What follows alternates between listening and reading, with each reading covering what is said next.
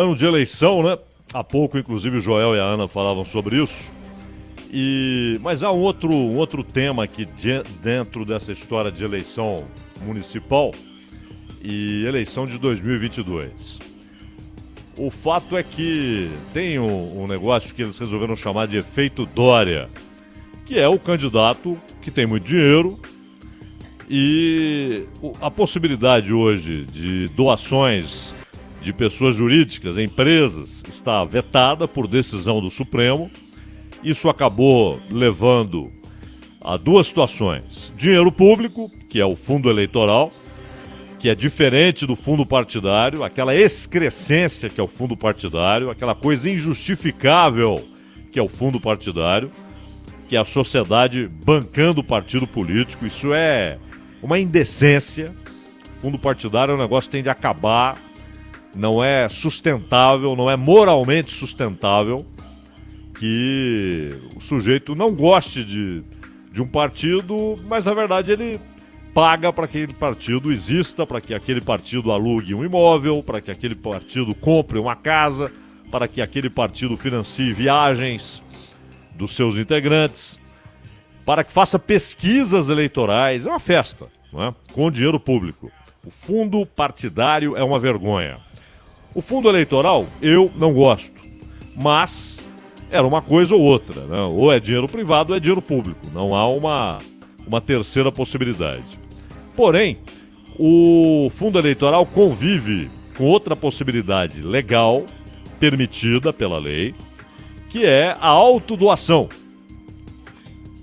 Então, além das doações de pessoas físicas, que são possíveis, né? Há a possibilidade do sujeito, eu quero colocar dinheiro na minha campanha. E quem tem muito dinheiro, obviamente, pode colocar muito mais dinheiro.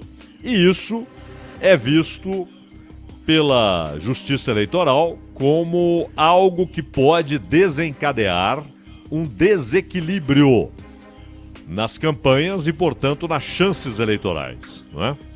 Então, para além do discurso, da oratória, da capacidade de convencimento, do programa, há a possibilidade, isso sempre acontece, né? Convenhamos, possibilidade é como a justiça enxerga, mas na verdade é uma realidade, grana faz diferença. Não necessariamente ganha eleição.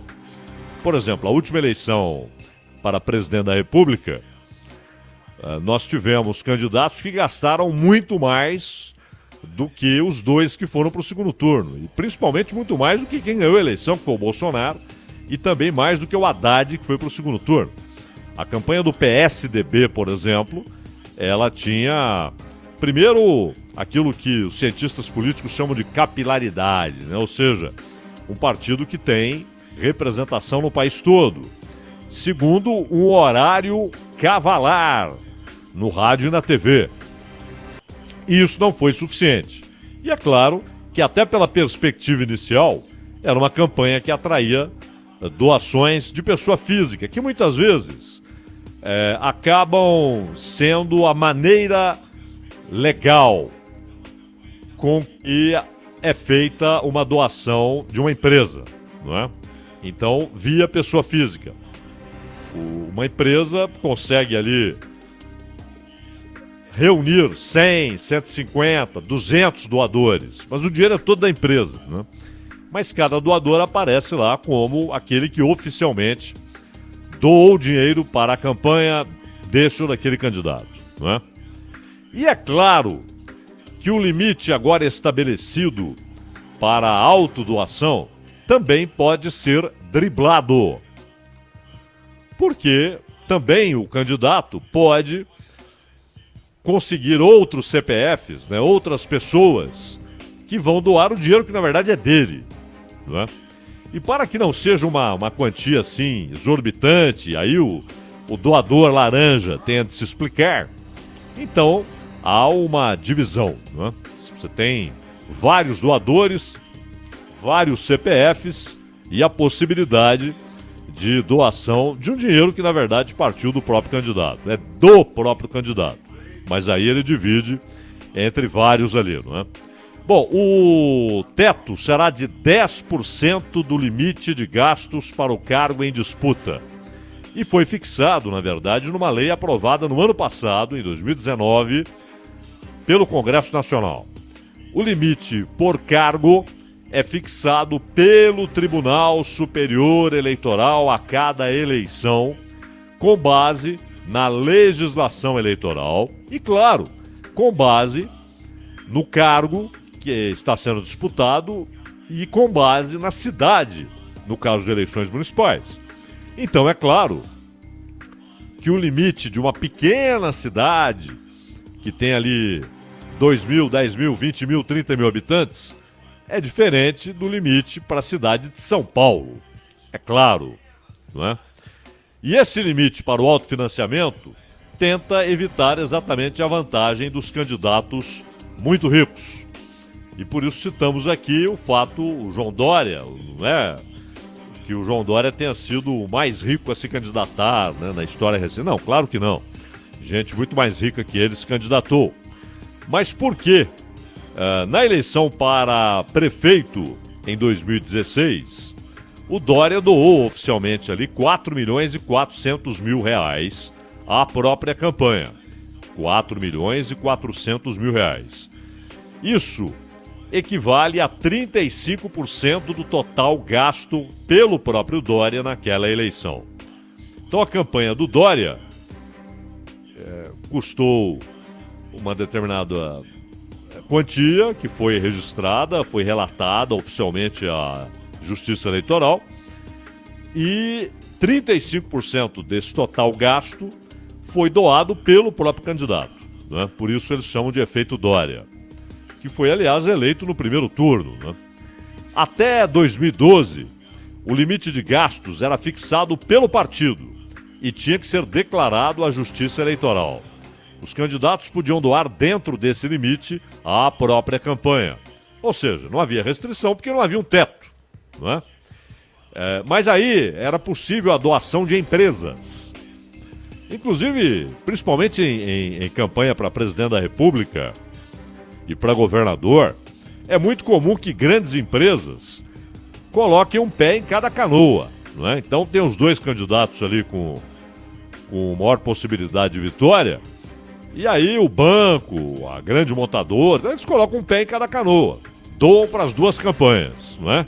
Então, quem ganhasse, a empresa estaria coberta, não é? Aparecia como doadora daquela campanha. Com o fim da possibilidade de contribuição, de doação para a campanha eleitoral de pessoas jurídicas, de empresas, então você tem a grana pública, o dinheiro público, que é o fundo eleitoral, e tem a doação pessoa física, não é? As pessoas podem doar a um limite. E a doação do próprio candidato agora passa a ter esse teto que já estava previsto na legislação aprovada no ano passado no Congresso Nacional.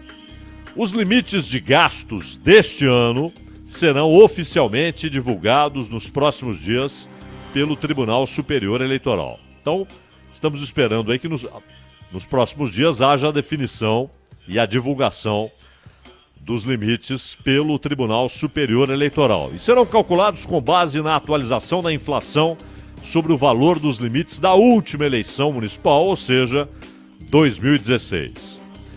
Em São Paulo, que em 2016 teve um limite de 45 milhões para o primeiro turno na disputa pela prefeitura, e não houve segundo turno, o teto, neste ano, deve chegar a 51 milhões de reais. Há inclusive um cálculo numa reportagem da Folha de São Paulo, do Felipe Amorim, da Folha e do UOL, em que esse cálculo é feito. Então, digamos que suba aí de 45 para 51 milhões de reais. Nesse caso, o limite de um candidato a prefeito em São Paulo para que ele doe para a própria campanha, doe para a campanha que ele fará como candidato a prefeito, será, óbvio, de 5 milhões e 100 mil reais. Vejam que é mais do que aquilo que o Dória gastou com sua campanha há 4 anos, não é? Ele gastou mais de 4 milhões e 400 mil reais, E agora, um candidato, se chegar nisso mesmo, se o TSE anunciar que o teto de gastos por campanha em São Paulo para prefeito será de 51 milhões, então um candidato poderá doar para a própria campanha 5 milhões e 100 mil reais. Mas vamos esperar que o TSE anuncie os limites para cada cidade, né? E isso indica que as doações feitas por Dória, portanto, estariam dentro do limite. Ou seja, não vai ser nada draconiano, nada espartano. Não haverá campanha estoica de quem tem dinheiro para gastar, não é? E, na verdade, as campanhas eleitorais estão ficando cada vez mais baratas no mundo inteiro, mundo democrático, né? O Kim Jong-un não precisa fazer campanha, não precisa ir lá na televisão pedir vote em mim, né? Aconteça o que acontecer, ele terá 98,9%. E vai ficar irritado com os responsáveis pelos números. Tem que ser 99,9%. E o Saddam Hussein, na última eleição que ele disputou, ele ganhou com 98%, né? Uma popularidade realmente sensacional. Agora, nas democracias sérias, onde há de fato democracia e tal, tá cada vez mais barato fazer campanha por causa da internet, não é? Primeiro que no Brasil, claro, você tem a possibilidade de um gasto maior de acordo com o tamanho da campanha, que eram muito maiores. O Ronald, claro, se lembra, quando as campanhas eram muito maiores em termos de número de dias de campanha, não é? Eles ficavam ali meses na televisão fazendo campanha. Aí houve a redução. Houve, inclusive, casuísmo na redução, hein? A redução, na época, visava, já no governo Fernando Henrique, visava exatamente dar menos tempo para a oposição. Porque quem está no governo, ele faz propaganda todo dia, não é? Faz propaganda todo dia. Então, a ideia era reduzir, na verdade, o tempo da oposição. Então houve casuísmo, como várias coisas no Brasil, né? Eles mexem com idade de aposentadoria de ministro do Supremo conforme a necessidade, né? Há casuísmo na história. Muito casuísmo na história, muito casuísmo. E até em tempo eleitoral, vamos reduzir o tempo. Mas é claro que para o telespectador, principalmente para quem só tem TV aberta e para quem ouve noticiário no rádio, ouve música no rádio, é um favor que tenham reduzido. Mas o que esteve por trás da redução foi reduzir o tempo de campanha da oposição, não é? Mas, dito isto, está mais barato por causa da internet. Então a internet deixa tudo mais barato, além de algumas proibições. Antigamente era aquela papelada sujando rua, não é? E aí proibiram esse troço. Era uma sujeira tremenda, aquela papelada se acumulando, e aí alguém tinha ideia de fazer uma fogueira, e aquilo se espalhava, fuligem, né? Era um negócio... Santinhos, realmente, né? Né? Vote no fulano e tal. E aí quando proibiram, teve gente que continuou fazendo, mas com propaganda do oponente. Para o oponente ser multado. Só é criativo, quer dizer, né? É terrível, é terrível. Como fazem na internet, hein? E na internet com muito mais sofisticação, né? Que aí tem montagem e tal. A coisa é pesada. A coisa é pesada. Eles amam a responsabilidade do cargo público. E por isso se jogam dessa maneira nas campanhas. Logo, logo vamos ter aí campanha no rádio, na TV. Inclusive com aquelas vinhetas que percorrem o dia, né? E aí... vamos ter que fazer um comentário mais curto aqui, senão não vai caber. Porque é muita vinheta o dia inteiro ali, né? Com as propagandas, aquelas vinhetas de 30 segundos e tal. Uma chatice. O Ronald vai gostar demais. Mas não é? Falar, que coisa irritante, hein, Zaidan? É irritante. Até porque aquele negócio, ainda mais com TV a cabo, né? Muita gente simplesmente na hora, o cara que tem TV a cabo, ele fala um abraço e vai para outro lugar. É claro que os debates... este sim, porque ali não é propaganda, porque o candidato muitas vezes ele é anunciado, por isso eles contratam marqueteiro e tal, para que haja ali, é como se fosse vendendo um sabonete, um sabão em pó, um chocolate, não é? Então tem toda uma propaganda, um carro. Então, quando era possível, agora a legislação é bem mais restritiva. Mas aí vem aquelas propagandas fenomenais e muito dinheiro sendo gasto e marqueteiro ficando milionário. Então o sujeito que era escolhido por um grande partido, por uma candidatura importante, ele ficava rico, né? O marqueteiro e tal. E se ganhasse, muitas vezes assumia a conta depois do governo, né? E aí nadava em dinheiro e tal. Bom, agora há restrições, há muito mais restrições. Mas o debate é outra história. O sujeito chega lá, ele não sabe o que vai ser perguntado para ele. Ele não sabe como é que os oponentes vão apertá-lo, quem vai se unir a quem na hora do debate, né? Então o debate ele é muito interessante, porque ali tira a máscara publicitária e o sujeito se expõe. Se expõe inclusive ao inesperado. A reação dele ao inesperado pode muitas vezes mostrar como é que ele, se eleito, como é que ele vai reagir a uma situação inesperada, a um problema público, a uma crise. Como ele reagirá, não é? Na propaganda não. Não ficou bom. Escuta, você tem de sorrir. Olha meio lateralmente. Não, levanta a manga da camisa, não é? Você tá parecendo aí um Mauricinho. Levanta a manga da camisa, mostra que você é um sujeito que trabalha, que arregaça as mangas. Tudo isso é levado em conta. Agora você vai aparecer falando ao telefone, não é? Queremos uma atitude aí de iniciativa, de quem está falando com muitas pessoas e tomando decisões e tal. Agora pega o bebê no colo. Então você tem todo aquele negócio que é publicitário, né? No debate não. Não tem bebê no colo, não tem telefone. Então você vê a reação do sujeito a cada situação. Por exemplo, o Bloomberg.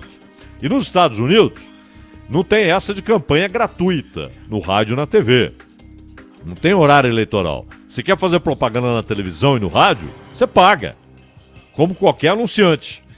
Você vai lá e paga, não é?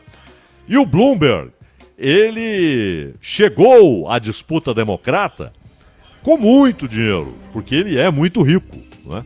Ele seria capaz de bancar a própria campanha. Só que aí teve debate e ele foi muito mal nos debates. E isso pesou, não havia dinheiro que consertasse aquilo. Não havia peça publicitária. E aí tudo bem, porque saía do bolso dele. Não havia peça publicitária que corrigisse o negócio. Então, ir mal no debate foi fatal para o debate interno ali dos democratas, né? Então o debate é importante. A propaganda eleitoral ela é uma peça publicitária. E como a maioria absoluta dos brasileiros já entendeu isso, a maioria absoluta já entendeu que é peça publicitária e que os discursos são cada vez mais uma repetição do que já ouviram no passado, que uma coisa era 1989, era uma euforia, né? A primeira eleição direta para presidente da República, desde a eleição de Jânio Quadros. Então, havia uma euforia, né? Muitos candidatos. E as pessoas paravam para ver a campanha eleitoral, aquilo era fantástico e tal, e havia muito menos propaganda. Lembro até que o fato da campanha do Collor ter modernizado a linguagem, então tinha efeito visual, uma locomotiva que ia seguindo, dando sinal de progresso e ao mesmo tempo atropelando os obstáculos, né, a inflação, etc.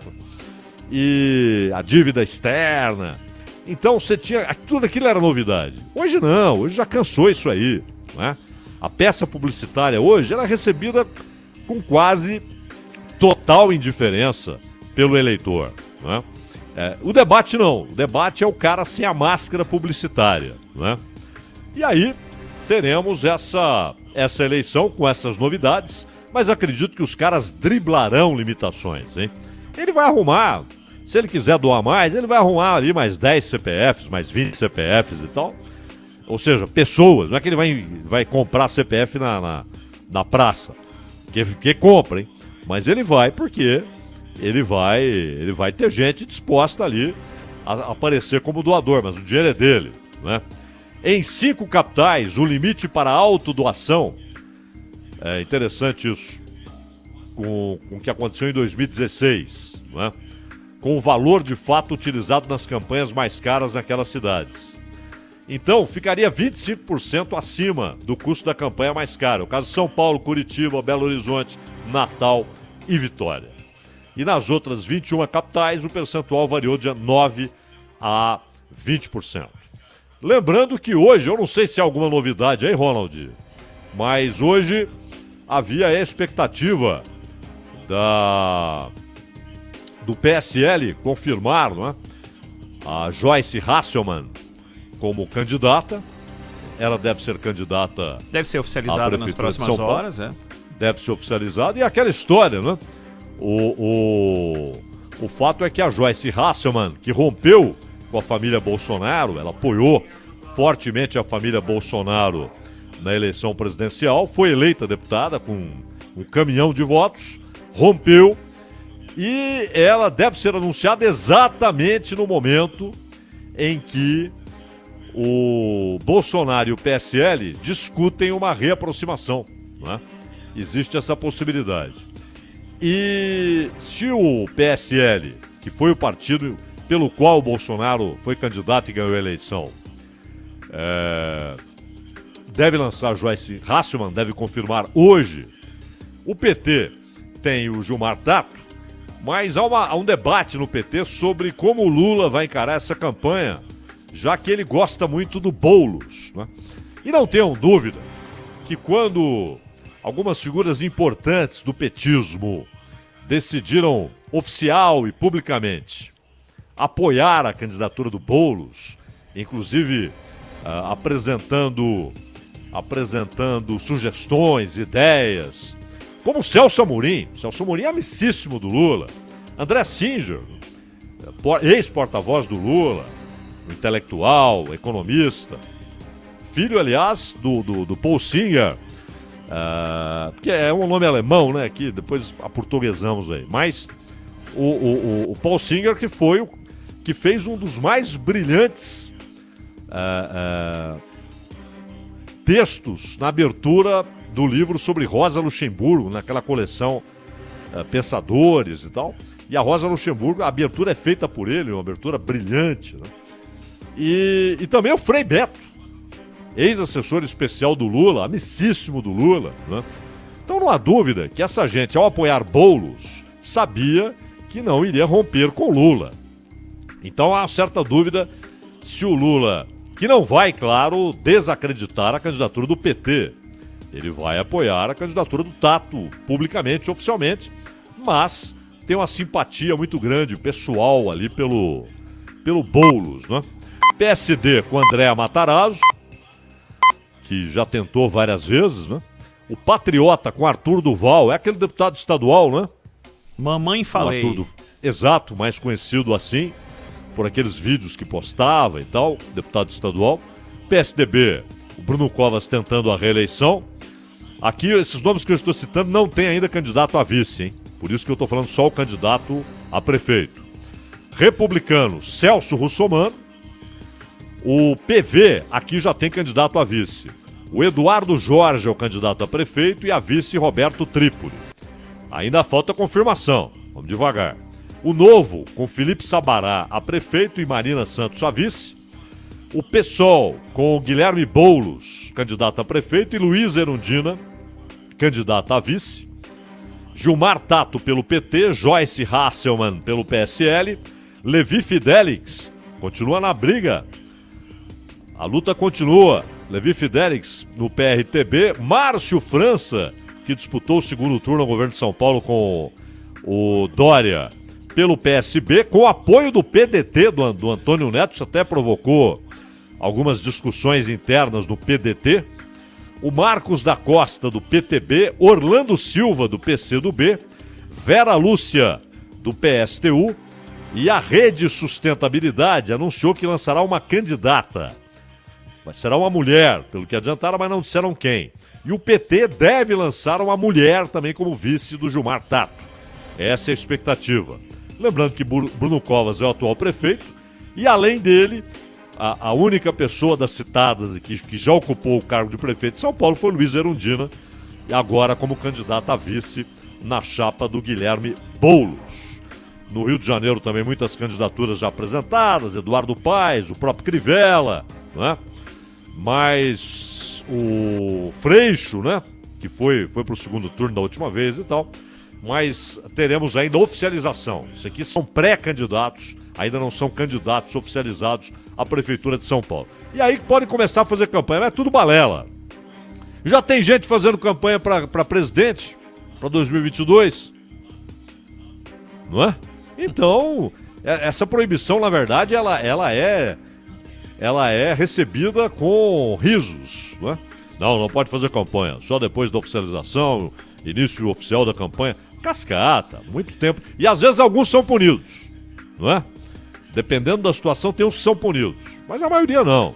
A maioria não. Faz campanha abertamente e tal. Tem gente que em 18 já iniciou a campanha para 2022. É o caso do Ciro Gomes. Não é? Então já, Ciro 22 já tá aí na praça há muito tempo. Não é? O Bolsonaro é candidato à reeleição abertamente e tal.